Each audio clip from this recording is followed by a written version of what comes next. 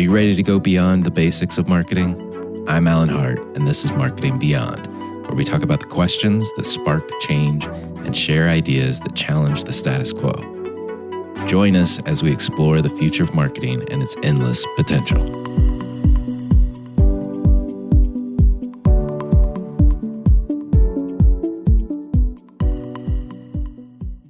On the show today, I've got Lisa Tan. She's the Chief Marketing and Strategy Officer of Reverie, a sleep technology company that's on a mission to help people live better lives through the power of sleep. Lisa leads strategic initiatives and marketing and customer experience teams across their wholesale and direct consumer verticals.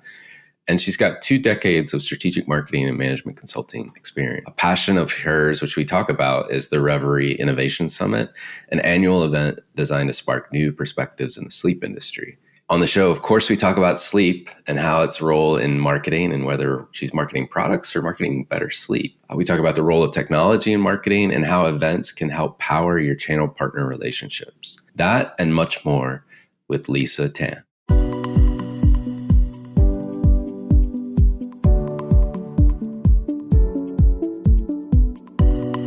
Well, Lisa, welcome to the show. Thank you. Excited to be here, Alan. Yeah, I'm looking forward to talking about business and all that stuff. But before we go there, I have to know, you grew up on the edge of a canyon in New Mexico. What was that like? I did. I grew up in Los Alamos, New Mexico, which is a mountain town way up. The elevation is around 8,000 feet above sea level. Small town, 2,000 people. It's a scientific lab town. So really interesting place to grow up, but it's beautiful. So a lot of who I am today comes from growing up surrounded by nature. And our backyard was, a canyon. So whenever I felt the need to recenter or take a breath, take a moment to think, I would go out to the backyard and sit on a rock on the edge of the canyon and hear the wind blowing, see the trees moving, watch the hawks flying overhead, hunting. And it was very relaxing and grounding. And it really gave me an appreciation for nature and for how small we are in the grand scheme of things. Yeah. I mean, that's a real gift, to be honest. Like, as you were describing the imagery, I was feeling an inner peace for with sure. myself. For sure. It's still the image that I use to center and ground myself. Yeah, that's awesome. That's awesome. Well, from early days in New Mexico to where you are now, you're, I believe, the Chief Marketing and Strategy Officer at Reverie. That's correct. How'd you end up there? Where did you get your business start, and kind of what were some of the stops along the way? Sure. So I went to the East Coast for college and then moved to New York City afterwards, which was my dream. My career path was interesting. I was originally going to do management consulting out of college. I was never exactly sure what my exact career was going to be, and management consulting felt very appealing.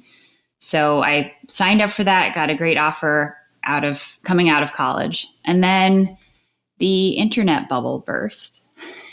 And I was actually checking my email at an internet cafe while I was backpacking through Europe and found out that my job was deferred indefinitely. So I ended up working for a professor for 6 months, which was fantastic. I was a social psychology research assistant. Then I ended up moving to New York City and crashing on my aunt's couch while I looked for a job. And I ended up working in publishing and PR for 3 or 4 years. And then my indefinitely deferred offer actually came back. And I was still ready for, some rapid learning in management consulting. So I took that offer and ended up staying there for quite some time. To business school, came back and had the opportunity to explore a lot of different industries and really learn about businesses at a macro level. In my final years consulting, I spent a lot of time in media, really trying to figure out at the time how to digitize content, how to monetize content, how to make massive digital transformations. And that gave me a taste of all things marketing. So, after about, that was about 12 years of work experience at that point, I got married, and my husband, Martin, is the founder of Reverie. So I said, I will, I don't want to continue the consulting lifestyle. I am interested in sinking my teeth into one company. Why don't I do a 3 to 6 month project for you? I'll help you figure out what your D2C division would look like, and I'll help you find some marketing resources. And here I am 12 plus years later, still at Reverie. I love it. I love it. Well, I guess he's technically the founder, but you guys are working in this together. Like, where did he even come up with the idea for Reverie? So his background is certainly not in mattresses or bedding. He and his co-founder were thinking about ideas pretty much right out of college. And they had some access to foam and latex manufacturing. So they were thinking of all the different things they could do with that. Sports pads came to mind, and there are a lot of things to do with foam. But in the end, they said, the mattress and sleep space is really interesting. And they came up with a really cool design, which is still the core of our Dream Cell mattresses. It's a unique technology that really allows for full customization of the sleep surface. So they started building that.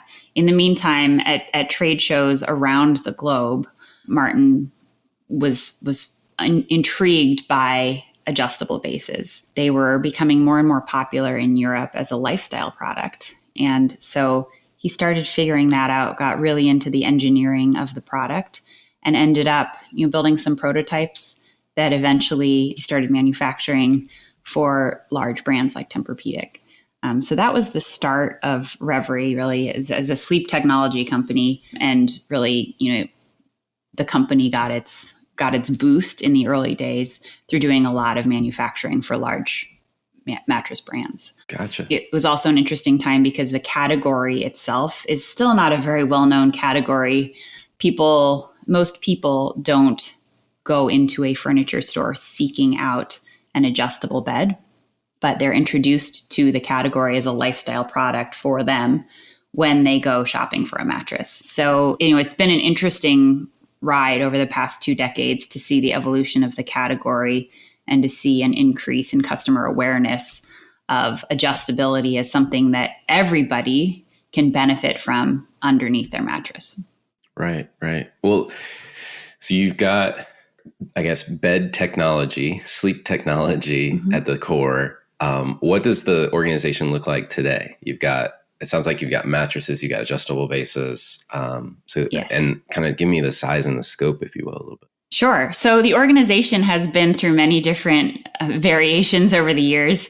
As I said in the beginning, it was really focused on manufacturing adjustable bases as an OEM product. When I came on in the early 2010s, we were starting to think about how to expand and how to innovate. So, at that point, there were already programs with retailers selling adjustable beds under the Reverie name. And then, that has become our primary business. So we sell adjustable beds to, top 25, top 50 furniture and mattress retailers, primarily in the US, although we do have some global distribution. And then we also, over the years, have expanded our direct-to-consumer presence with the adjustable base, plus the mattress as a sleep system. So that is also a business unit that ebbs and flows with the economic environment. For the past 10 years, there was a huge influx of money into mattresses coming from, third-party investors. And that was interesting for us to participate in, although we didn't seek outside funding. So all this effort we had put into advertising had to be scaled back a bit when we were competing against unlimited budgets. And now we continue to support customers who are looking for better and customizable sleep, both direct to consumer and through our retail partners. I love it. Well, as the head marketer, if you will, do you feel like you're marketing sleep as much as your products, or how do you think about the anchor, if you will, of what you're Sure. putting out into the world? So what excites me when I wake up every day and go to work is our mission, which is to help people live better lives through the power of sleep. And when we think about new campaigns, or when I'm thinking about what the customer ultimately will benefit from when they're using our product, it is a tool for better sleep. And I think over the years, we have always tried to resist the temptation or the industry standard of focusing on the promotional periods throughout the year. Our industry is very much centered around promotions, big retail promotions. But it is a balance of catering to what the customer needs in the moment of a sale and helping educate them about the product and how it will impact their health overall. So we do try to anchor very much on sleep education and do that over the duration of the product life, which is long. We're not a quick turn product. So figuring out how to engage with the customer pre-purchase as they're considering what they need, as well as post-purchase over the years as they adjust to their product, and then as they figure out all the cool features that the product, especially the adjustable base, has to benefit their lifestyle. Right. Well, as you think about how do you go to market? What does marketing look like in terms of, because it sounds like you still got a strong OEM business, but you've also got a little bit of a direct business as well. I'm just curious how the go to market looks like. So when we go to market on the adjustable base side, our focus is to serve our retail partners with marketing assets that are going to benefit their explanation of the product to the customer, as well as helping the customer over the lifespan of the product. So that could be as simple as assets that help differentiate our product versus others. In a retail store, when you go in to purchase a mattress, there are usually 60 to 80 white rectangles on the floor that a consumer is trying to differentiate. So figuring out how to create really strong training materials that help a retail sales associate explain the product quickly and in a differentiated manner. We've really started to use a lot of 3D renderings that allow customers to see the entire bed in a virtual space, either through AR or through, being able to rotate and look under the bed and see all the different components in greater detail. And then a lot of content that supports product usage and sleep improvement. We geek out a little bit on sleep health.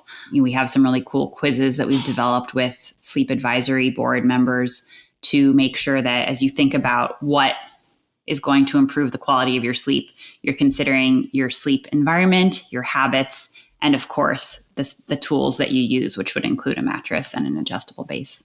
Gotcha.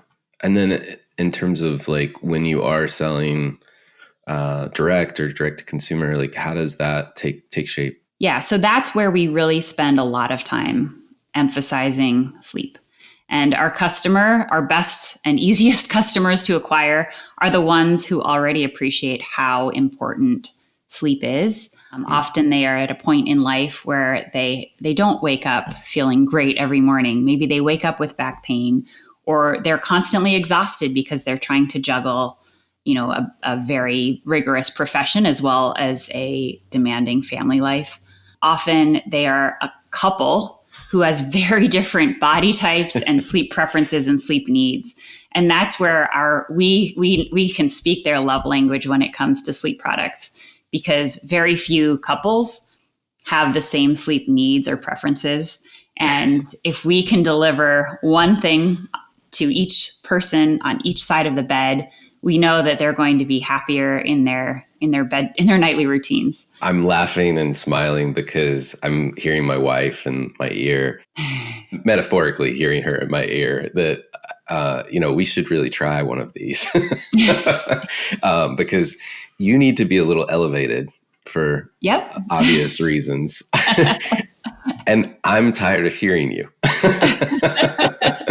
That is a common problem, and it is easy to adjust. Pun intended. I like what you did there. That's awesome.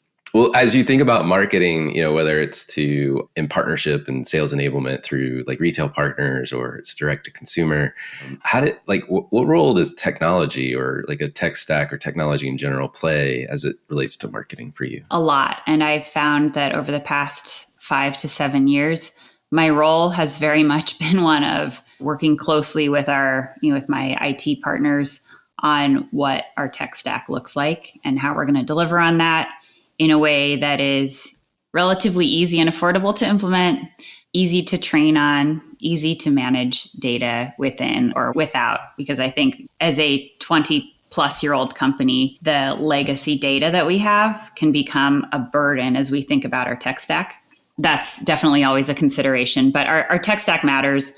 Everything that we do has to consider the communication between our ERP, our CRM, and then all of the connecting technologies or softwares that plug into the CRM. We actually spend a lot of time talking to customers through our customer experience teams on the phone. So our whole VoIP setup and all of the plugins there that we have now for virtual agents and chatbots and the proper and seamless transfers from one mode of communication to another, be it chat to a live agent or virtual agent to a live agent. All these things we're working through constantly because they're evolving pretty rapidly for us right now. Then making sure that our CMS and our ESP systems plug into everything and that we're able to set up those personalized journeys and communications and touch points as we talk about staying with the customer and engaging with the customer over the lifespan of their product.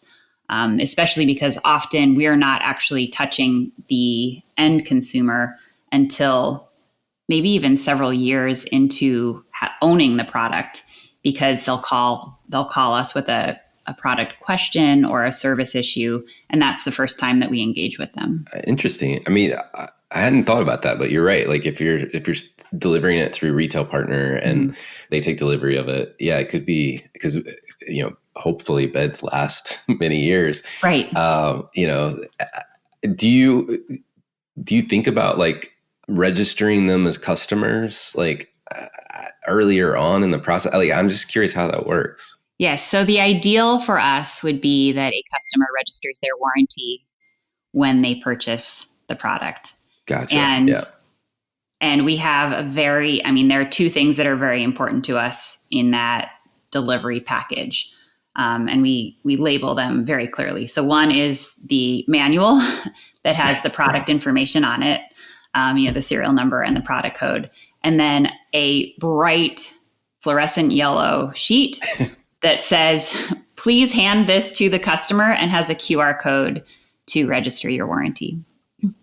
So if we're able to get that warranty registration up front, that allows us to ensure the customer has the education they need and the resources they need to maximize use of the product. Yeah. Awesome. Well, when you were talking about all the tech that you've got, your ERP and your CRM and connecting chatbots and making sure your CMS and your VoIP all like coordinate. I mean, it feels like you're not only a CMO, but maybe I don't want to say fly by night, but a part-time moonlighting CTO as well. I don't know if you feel like that, but I would never claim to be a CTO, and I'm thankful to have, partners both internally and externally to help with the technical bridges. But I do think that, as a CMO of an SMB, being able to really understand how all of the tech stack works and integrates is critical for success. Because it's easy to walk into a meeting and be sold on this beautifully integrated tech experience.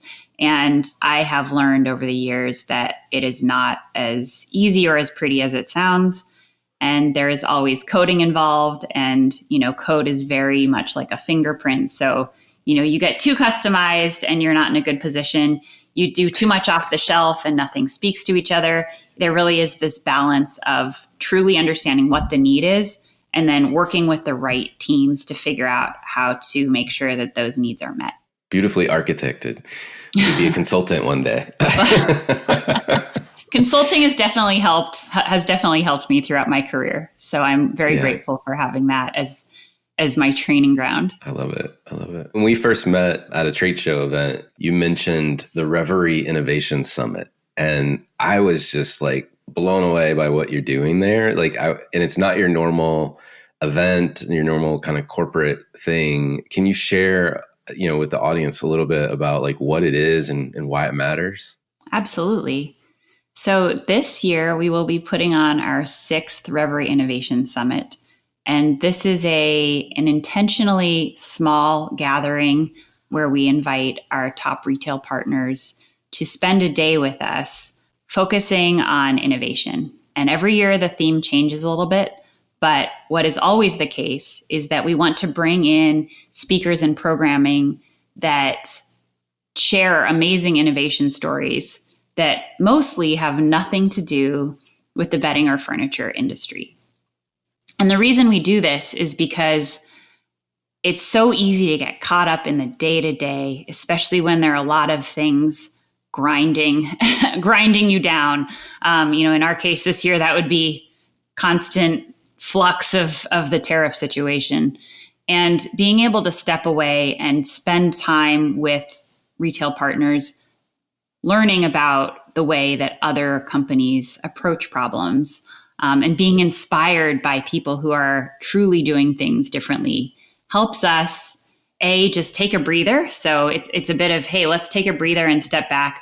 Let's have conversations about what we're hearing, what we're seeing, what we're learning today that may or may not impact how we think about our day-to-day when we get back to work tomorrow. And we found it's just been a really healthy way for showing that we care deeply about what we do and how we do it, and also bringing amazingly smart people together to solve problems that are inspired by things going on outside of the little world that we spend a lot of our time in.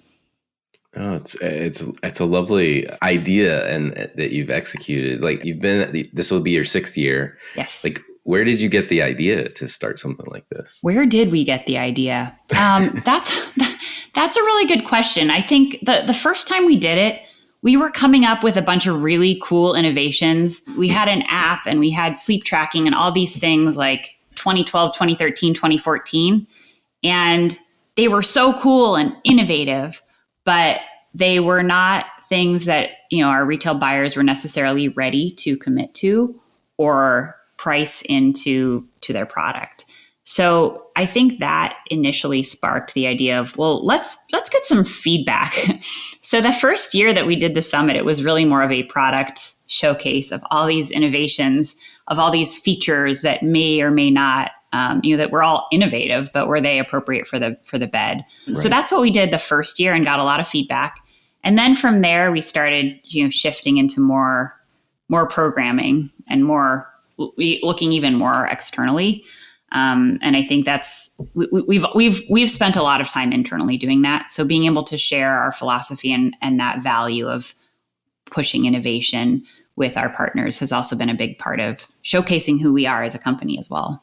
Right. It does sound like, it's a way to differentiate yourself and to push the relationship with your partners into new territories, right? To create space for both of you to figure out how to innovate together in the future. Correct. And in an industry where there is a big focus on promotion and there's a lot of commoditization, we believe it's important to continue pushing that envelope.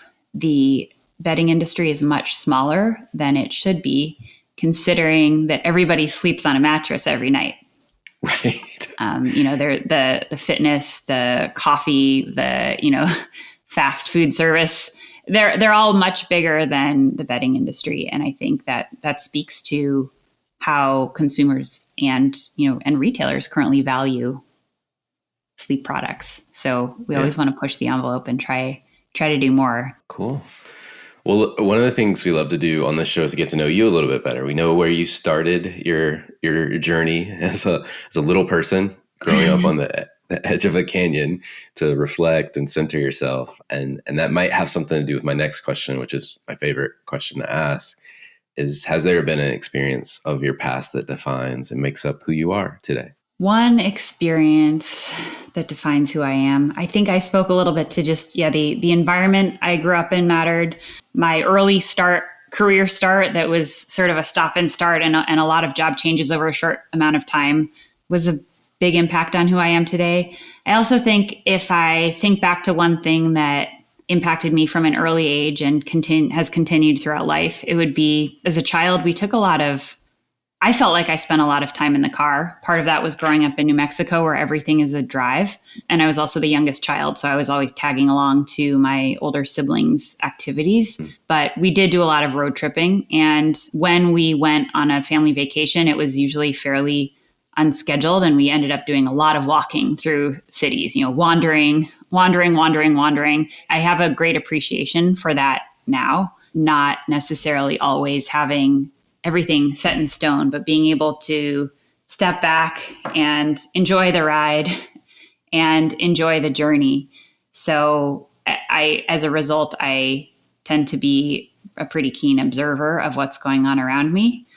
And I will sit back and watch and learn before I speak, which often benefits me, depending on the situation. But I think a lot of that time spent in cars, waiting, wandering, all of those things have really formed who I am and how I approach the world. What advice would you give your younger self if you're starting this journey all over again? Ooh, I would say when you're starting off, everybody who has come before you knows that you don't know everything. So as a newbie in the workplace, don't feel like you have to pretend like you know everything. Don't be afraid to ask the questions and to show your inexperience and your ignorance, because you're not there to be the most knowledgeable person in the room. You're there to add value with fresh thinking and with, the desire and curiosity to learn. Beautiful advice. Well, is there a topic either you're trying to learn more about or you think marketers in general need to be learning more about today? Yes, I would say, obviously learning how to use AI more efficiently and effectively is a topic that all marketers need to learn about. I'm spending a lot of my time trying to be smarter about using my brain to enable the power of AI versus rely on it sort of aimlessly. I think, understanding human behavior is something that has always fascinated me and ultimately is super important as a marketer. And over time and over my career, I have a very clear understanding that who I'm speaking to as a brand is not what I understand as a person experiencing life. So being able to understand all the different motivations that drive people is so critical as a marketer and as a human being and citizen of the world. So I like to read up on, human behavior and on trends. I'm actually really fascinated by how trends form right now, because watching my tweens, well, I have one tween and one kid that's acting like a tween, like how they are ingesting information and picking up on trends is fascinating to me. And even though neither of them have direct access to, social media, the way that trends are forming is fascinating. So I've been trying to understand that a little bit more as well, just to try to keep up. Is there any of those trends that you yourself are going down the rabbit hole, if you will? Well, maybe it's tangential. I think it's really interesting to me to see 7, 8, 9, 10-year-olds obsessed with cosmetics. I mean, really just wanting all the cosmetics. And a lot of that has to do with the packaging. And a lot of that has to do with influencers that they don't even know directly, but that friends of friends have pulled out of the ether and are spreading in the elementary school. But I think a tangential interest for me, which probably isn't so far, is just, trying to use food and exercise and habits as a means for longevity. So it's easy to tap into a trend like must take creatine, like must take magnesium before bed, which is actually a great sleep tip. Must eat blueberries in the morning so I have better cognitive performance. Like it's kind of similar because there's so much information out there, and a lot of it is relevant and some of it's overblown and some of it's false. Right. And figuring out how to make sure that you're staying on track and not diving into everything and trying out everything to your detriment is something that I guess I ingest all the information and try to parse out what's real, try to keep my sources real as we all do. And I think that's an important part of being a participant in a social media society today and making sure that we're helping the children and young adults in our lives work through the right processes to maintain integrity of the information. Yeah, it's fascinating, especially as you're talking about all those health tips and the longevity. I mean, it is a slippery slope of like people out there trying to hack every element of their life, yes. if you will. Yes. I was a colleague of mine, who's not a colleague anymore, but like he, tracking the data and trying to figure out, like optimize each little element, if you will. So like you were mentioning, creatine is the latest thing I've heard about as well. And, or magnesium, and then like monitoring his vitals to say, well, how is yes. that improving or decrementing my sleep or my recovery for the day, et cetera. So, in many ways it's really refreshing because growing up in the US, like, I don't think we've ever really been this health conscious before, yes. but I also think that in some cases, we still have many more ways to go right. To adopt this more broadly and help our population become more healthy. But it's exciting. It's exciting to watch and learn. And I've got this little thing on my wrist that tracks my data every day too. So it's, I guess, drinking the Kool-Aid. Yes. So.